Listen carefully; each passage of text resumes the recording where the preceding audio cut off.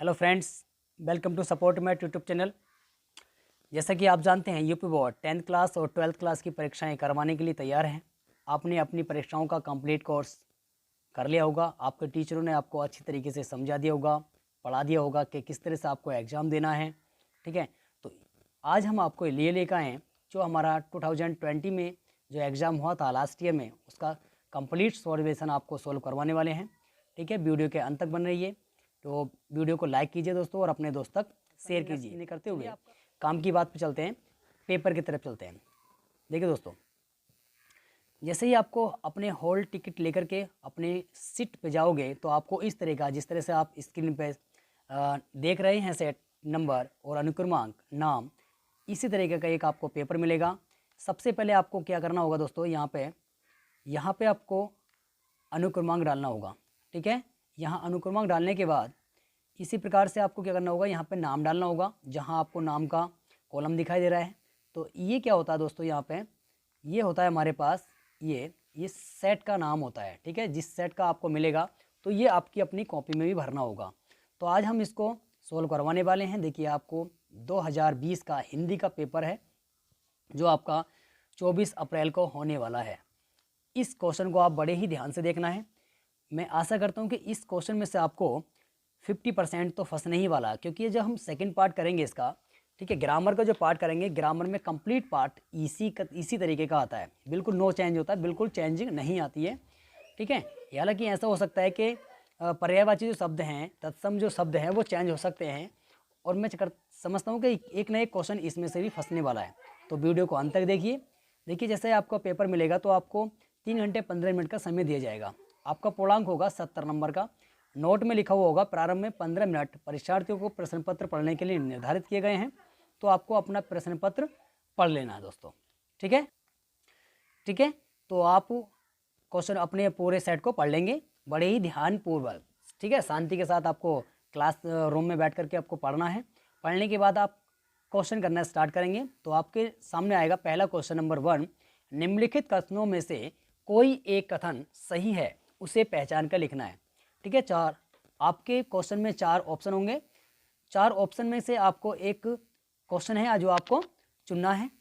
तो यहाँ देखिए पहला क्वेश्चन हमारे पास आता है आचार्य रामचंद्र शुक्ल एक प्रख्यात नाटककार हैं। तो आचार्य रामचंद्र शुक्ल जो हैं एक प्रख्यात नाटककार नहीं बल्कि एक निबंधकार, अनुवादक और कथाकार थे। तो हमारा जो आंसर हो जाएगा ये रॉन्ग आंसर हो जाएगा, इसको नहीं लिखना अपनी पासबुक में। नेक्स्ट पे चलते हैं। रामविलास वर्मा और रामविलास प्रसिद्ध हैं, नहीं, ये भी एक क्या है, आलोचक है, निबंधकार है और विचारक हैं, विचारधारक हैं। ठीक है, तो ये आंसर भी हमारा रॉन्ग हो जाएगा। नेक्स्ट क्वेश्चन पे चलते हैं। क्वेश्चन नंबर 3, क्या लिखूं क्या याद करूं, कहानी विधा की रचना है। तो हमारा जो क्वेश्चन पूछता है, कहता है कि ये कहानी विधा की रचना है, क्या लिखूं क्या याद करूं, नहीं, ये भी एक कहानी विधा की रचना नहीं है। ये जो लिखा है हरिवंश राय बच्चन जी ने लिखा है, तो ये भी हमारा क्या है, रॉन्ग आंसर हो जाएगा। ठीक है, नेक्स्ट पे चलते हैं। हमारे पास क्वेश्चन नंबर 4 आता है, मतलब क्वेश्चन नंबर 1 का 4th ऑप्शन आता है, अजंता के लेखक डॉक्टर भगवत शरण उपाध्याय हैं। बिल्कुल राइट आंसर है, ये आपका बिल्कुल राइट आंसर हो जाएगा जो आप अपनी नोटबुक में लिखेंगे दोस्तों। ठीक है, तो 1 नंबर हमारा पूरा हो चुका है।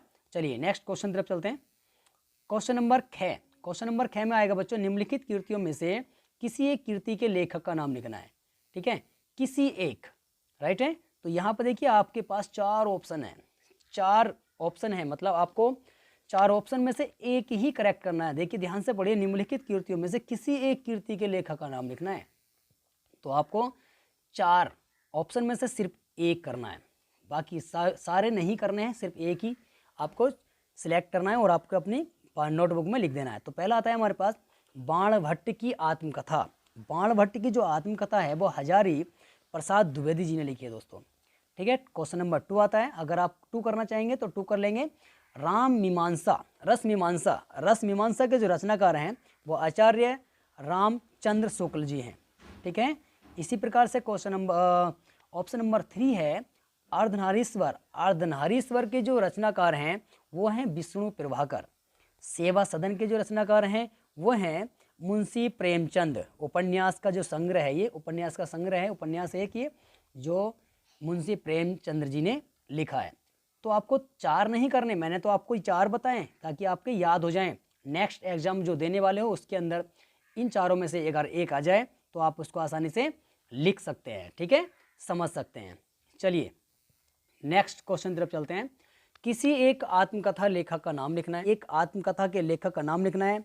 जैसे नंबर 1 मानता हूँ मैं, मेरे जीवन के अनुभव। मेरे जीवन के अनुभव जो हैं वो संत राय जी ने लिखे हैं, ठीक है, आप इसको लिख सकते हैं मेरे जीवन के अनुभव, राइट, ये संत जी ने लिखा है। और दूसरा याद करना है तो दूसरा याद कर लीजिए, मेरी अपनी कथा, ठीक है, मेरी अपनी कथा पन्नुमलाल पुन्नालाल वक्स जी ने लिखा है, ठीक है। चलिए ड़ की तरफ चलते हैं। ड़ हमारे पास क्या है, उपन्यास विधा के किसी एक लेखक का नाम लिखो। उपन्यास विधा, ठीक है। अच्छा एक रह गया, देखिए एक रह गया हमारा रेशमी टाई। रेशमी टाई के जो लेखक हैं वो हैं राम कुमार वर्मा, ठीक है, राम कुमार वर्मा जी ने रेशमी टाई लिखी है। तो अड़े की तरफ चलते हैं हम। उपन्यास विधा के किसी एक लेखक का नाम लिखना है। तो उपन्यास विधा के एक लेखक का नाम है धर्मवीर भारती। तो आप इस पे लिख देंगे नंबर गैप अड़े पे। क्वेश्चन नंबर 2, आपका पहला क्वेश्चन कंप्लीट हो चुका है। क्वेश्चन नंबर 2 की तरफ चलते हैं। रीतिकाल के 2 कवियों की विशेषताएं लिखनी है, ठीक है। रीतिकाल के पहले तो 2 कवि लिखना है, फिर उनकी विशेषताएं लिखनी है, ठीक है। तो आप रीतिकाल के 2 कवि हैं, बिहारी है, भूषण जी हैं, ठीक है, गुरु गोविंद सिंह हैं, कुलपति मिश्र हैं। तो इनमें से 2 कोई भी लिख सकते हैं और आपको इनकी भी रचनाएं भी लिख सकते हैं, ठीक है। चलिए नंबर ख की तरफ चलते हैं। निम्नलिखित रचनाओं में से किन्हीं एक रचनाओं के रचनाकारों का नाम लिखना है। तो हमारे पास पहला है हिमकृतकर्ण है माखनलाल चतुर्वेदी, जो एक क्या एक कुल काव्य खंड काव्य है, ठीक है, एक क्या एक काव्य है। इस काव्य के अंदर 164 पेजों का संग्रह है दोस्तों। 164 पेजों को मिलाकर के एक हिमकृतनी की रचना की गई है, बनाया गया है, एक काव्य लिखा गया है। नंबर अगला आता है चिदम्बरा, जो है सुमित्रा नंदन पंत जी ने लिखा है। क्या है, एक गीत है, कविताएं का संग्रह है, गीतों का और कविताओं का इसके अंदर संग्रह है। ये 364 पेजों का संग्रह है। 364 पेजों में ये इसको चिदम्बरा को लिखा गया, ठीक है। इसका पहला जो जब इसको छापा गया था तो 1958 में इसको छापा गया था, ठीक है। तो चलिए नेक्स्ट पे चलते हैं। हमारे पास पथिक। पथिक आता है हमारे राम नरेश त्रिपाठी जी ने लिखा है, ये भी एक कविता है, ठीक है। आता है यशोधरा। देखिए यशोधरा क्या है, एक यशोधरा की एक लंबी कहानी है जो हमारे गौतम बुद्ध जी है, इनकी आत्मकथा के बारे में लिखा गया है। इनकी जो पत्नी का नाम था यशोधरा, उसी के नाम पर इसको लिखा गया, ठीक है। देखिए इसके जो रचनाकार हैं वो हैं मैथिली शरण गुप्त, ठीक है। मैथिली शरण गुप्त के जो भाई थे, छोटे भाई थे, ठीक है, सिया शरण गुप्त। तो इन्होंने रिक्वेस्ट की थी इनसे लिखने के लिए कि यहाँ पे गौतम बुद्ध जी के बारे में आप कुछ लिखिए।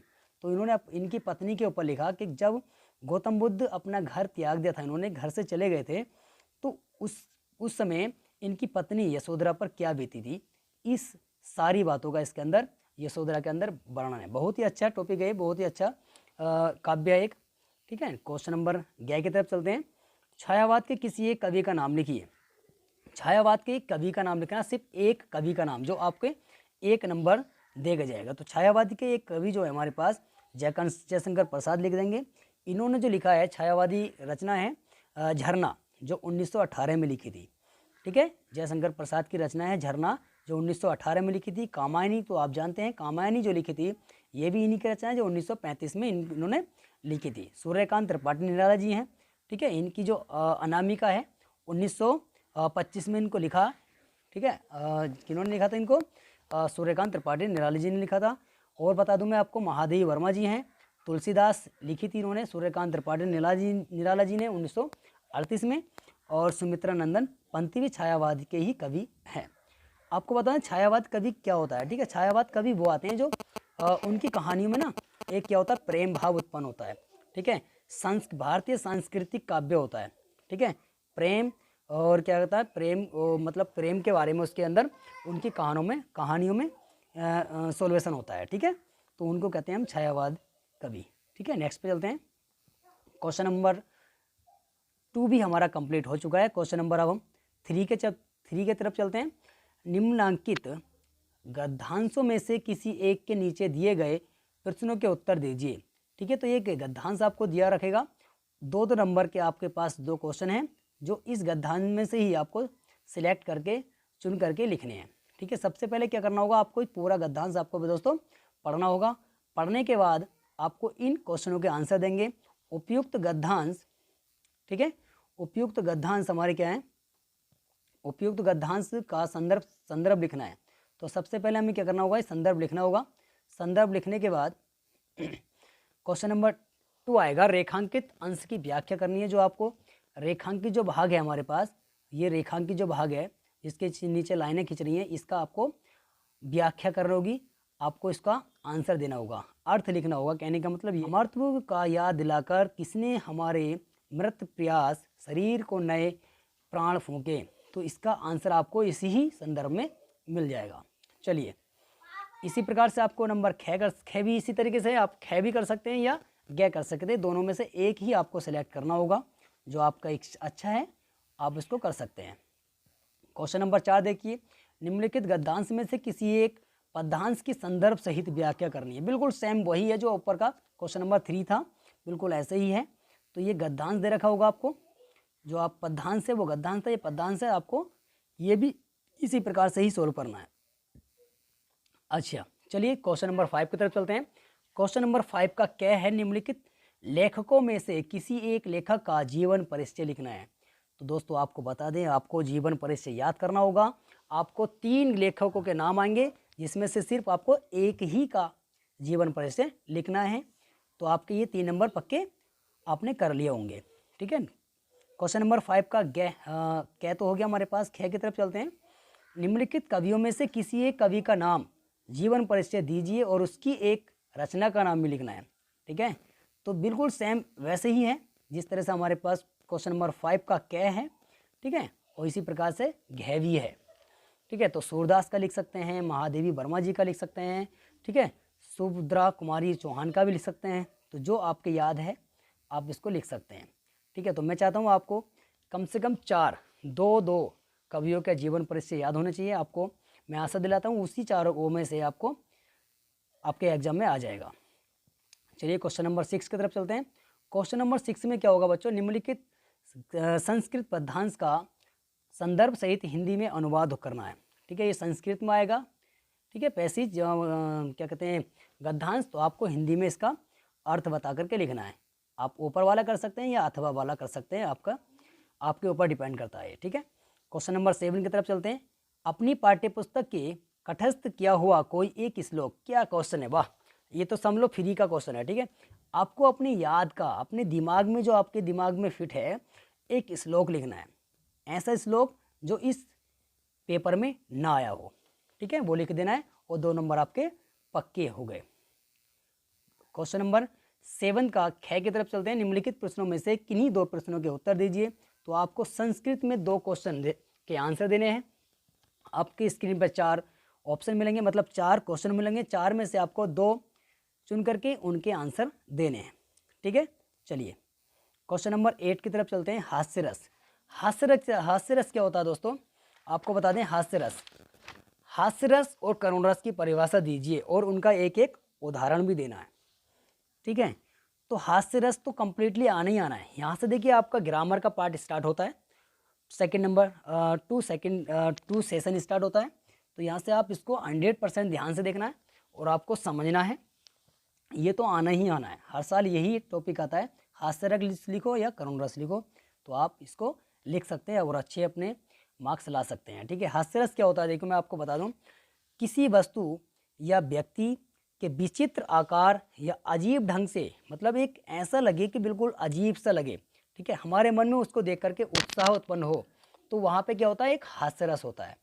हास्य का मतलब होता है जिससे देख करके हमारे मन में प्रफुल्लता हो, उत्साह हो, अच्छा लगे हमें देख करके, वहाँ पे क्या होता है, हास्य रस होता है। जिससे देख करके हमारे मन में विनोद उत्पन्न हो, विनोद का भाव प्रकट हो, तो उसे कहते हैं हम हास्य रस। ठीक है, इसका स्थायी जो भाव होता है, स्थायी भाव होता है हास। तो आप समझ गए होंगे। इसका एक उदाहरण आपको बता दें। उदाहरण है हमारे पास, बहुरी रघुराई पीछे लखीन धुनी उड़ाई। ठीक है, आगे चले बहुरी रघुराई पाछे लरीकन धुनी उड़ाई। तो आप इसको याद कर सकते हैं, ध्यान से सुन सकते हैं और आपको याद कर सकते हैं। ठीक है, तो चलिए अगला चलते हैं। अगला है हमारे पास करुण रस। आप चाहें तो हास्य रस का भी लिख सकते हैं या करुण रस का भी लिख सकते हैं। तो करुण रस की आपको हम डेफिनेशन बता देते हैं। अपने प्रियजनों के, ठीक है, आपको करुण रस की भी परिभाषा आपको बता देते हैं। अपने प्रियजनों के जो पिछड़ जाने के बाद जो उनके मन में जो दुख होता है वहाँ पे करुण रस होता है, यानी कि उनके जो मन में दुख पैदा होता है उसका एहसास करते हैं, वहाँ पे क्या होता है, करुण रस होता है। ठीक है, इसका स्थायी भाव है हमारे पास शोक। इसका स्थायी भाव क्या होता है, शोक होता है। इसका उदाहरण आपको बताते हैं। धोखा ने दो भैया मुझे इस भांति आकर के, धोखा ने दो भैया मुझे इस भांति आकर के, यहाँ मझधार में मुझको बहाकर तत जाते हो कहाँ। ठीक है, इसको आप याद कर सकते हैं। बहुत ही आसान उदाहरण है, बहुत आसान एग्जाम्पल है। एक बार और सुन लीजिए। धोखा ने दो भैया मुझे इस भांति आकर के, यहाँ मझधार में मुझको बहाकर तात जाते हो कहाँ। ठीक है, तो चलिए इसी के साथ नेक्स्ट क्वेश्चन तरफ चलते हैं। आता है हमारे पास रोला। रोला क्या आता है भाई, रोला, रोला एक छंद है। रोला कर दो या सोटा कर दो, दोनों में से एक ही क्वेश्चन सोल्व करना है आपको। रोला कर दो या सोटा कर दो। ठीक है, दोनों एक दूसरे के उल्टे होते हैं, विपरीत होते हैं। तो आपको सोटा के बारे में बताते हैं, रोला के बारे में। रोला एक प्रकार का छंद है। इसमें कुल 24 मात्राएं होती हैं। ठीक है, इनमें कितनी मात्राएं होती हैं, 24 मात्राएं होती हैं। विषम चरण में 24 मात्राएं होती हैं, अर्थात सम चरणों में, सम चरण कौन से होते हैं, दूसरा और चौथा। दूसरा और चौथे चरण में हमारी क्या होती हैं, 13 मात्राएं होती हैं। विषम चरण यानी कि पहला और तीसरे चरण में जो होती हैं 11 मात्रा होती हैं। 11 और 13 मिलाकर के कितनी हो गई, 14 मात्राएं हो गई। तो 14 कितनी मात्रा होगी हमारे पास, 24 मात्राएं हो गई। तो इसमें होती है हमारे पास 24 मात्रा होती हैं रोला के अंदर। बिल्कुल सोटा बिल्कुल इसका उल्टा होता है। तो आपको रोला का एक एग्जाम्पल दे, रोला का एग्जाम्पल, नीलंबर परिधान रहित पात पर सुंदर है, सूर्य चंद्र युग मुकुट मेखला रत्नाकार है। तो इस एग्जाम्पल में विषम जो चरण है उसके अंदर 13 मात्राएं हैं, जो सम चरण है उसके अंदर 13 मात्राएं हैं, और जो विषम है उसके अंदर 11 मात्राएं हैं। तो इसी का बिल्कुल उल्टा होता है सोटा। तो आप चाहें तो सोटा को लिख सकते हैं या रोला को लिख सकते हैं। ठीक है, चलिए नेक्स्ट क्वेश्चन तरफ चलते हैं। क्वेश्चन नंबर 9, निम्नलिखित उपसर्गों में से किन्हीं 3 के मेल से एक शब्द बनाइए। बिल्कुल आसान, बिल्कुल फ्री का नंबर है सब, इसको छोड़ना नहीं है। बहुत आसानी से 3 नंबर आपके पक्के होने वाले हैं, आपके टोटल में ऐड होने वाले हैं। देखिए अधिकार, अधिकार क्या होगा भाई, अधिकार का एक शब्द ऐसा छांटो, उपसर्ग उनको कहते हैं जो हमारे क्या हो, वाक्य के स्टार्टिंग में, शब्द के शुरू में लगे हुए हों, उनको कहते हैं उपसर्ग। जैसा होगा हमारे पास अधिकार, अधिकार हो जाएगा भाई, यहाँ पर हो जाएगा अधिकार, लो हो गया अधिकार, ये हो गया अधिकार। ठीक है, तो 1 नंबर पक्का ये हो गया हमारे पास। अगला आता है सह, तो इसका हो जाएगा सहज कर दो, सहज कर दे लो साहब। ठीक है, एक एक शब्द बनाना था। उप आ जाएगा, उपकार कर दो लो, इसका हो गया हमारे पास उपकार। तो इस तरह से हमारे कितने नंबर हो गए, 3 हो गए। अगला लिखना है तो इसका देख लिए, अभिमान कर दो इसका। ठीक है, अभिमान हो जाएगा। तो इस प्रकार से हम इसको सोल्व कर सकते हैं। ठीक है, तो यहाँ देखिए अगले नेक्स्ट क्वेश्चन तरफ चलते हैं। क्वेश्चन नंबर 11 आएगा, निम्नलिखित में से किन्हीं 2 प्रत्ययों के नाम लिखने। तो यहाँ प्रत्यय क्या होता है हमारे पास, प्रत्यय होता है, देखिए उपसर्ग क्या होता है, उपसर्ग तो शुरू में लगेगा शब्द के, लेकिन प्रत्यय क्या होगा, शब्द के अंत में लगेगा।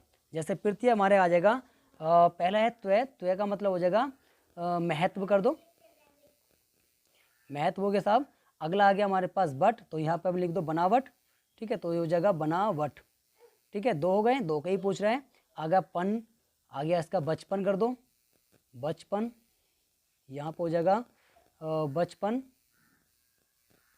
ठीक है, और आगे अगर अगला करना है तो इसका हो जाएगा हमारे पास पढ़ाई कर दो, पढ़ाई। ठीक, जो आपको आसान हो उसको सोल्व कर सकते हैं, आप उसको लिख सकते हैं अपनी नोटबुक में। चलिए इस प्रकार से हमने 2 नंबर हमारे पक्के ये हो गए, 3 नंबर वो हो गए, 5 नंबर आपके टोटल में ऐड हो चुके हैं। अगला नंबर आता है हमारे पास गए, निम्नलिखित में से किन्हीं 2 समास विग्रह कीजिए। देखिए आपके पास 4 हैं यार, 4 में से 2 तो आप आसानी से कर सकते हैं ना। तो 4 देखिए किस तरह से आसानी से हो जाएंगे। पहला है हमारे पास जल थल, समास का नाम भी लिखना है, उसका विग्रह भी करना है। तो पहला है हमारे पास जल थल, जल के बीच में डैश है और थ लिखा हुआ है, तो इसका मतलब हो जाएगा समुद्र और पृथ्वी। समुद्र और पृथ्वी, इसके अंदर और लग गया तो यहाँ पे हो जाएगा द्वंद समास, राइट। पहला क्वेश्चन आपका सोल्व हो चुका दोस्तों।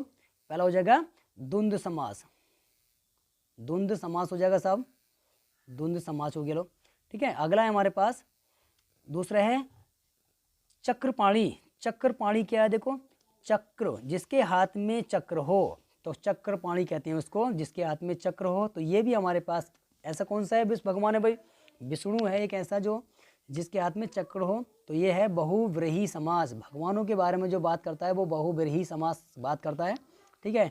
आता है त्रिफला। त्रिफला का मतलब है 3 फलों का समूह, त्रिफला कहलाता है। तो 3 फलों का समूह क्या है, कौन सा समास है, तत्पुरुष समास, ठीक है। तत्पुरुष समास है इसके अंदर।